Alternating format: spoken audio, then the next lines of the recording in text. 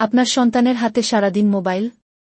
সাবধান, এটা শুধু একখানা ফোন না, এটা হতে পারে ভবিষ্যতের জন্য এক ভয়ঙ্কর ফাঁদ। দৃশ্য ১, মানসিক ও আচরণগত সমস্যা। 0-100-0-40। বাচ্চারা যখন নিয়মিত মোবাইলে কার্টুন, গেমস বা ইউটিউব দেখে, তখন তারা বাস্তব দুনিয়া থেকে বিচ্ছিন্ন হয়ে পড়ে।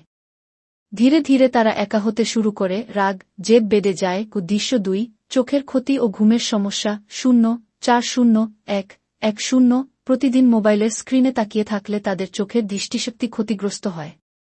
এমনকি রাতে ঘুম না হওয়া, দুঃস্বপ্ন দেখা বা গভীর ঘুমে যেতে না পারার সমস্যাও দেখা দেয়। দৃশ্য ৩, মোবাইলে আসক্ত হয়ে পড়লে পড়ালেখায় মন বসে না।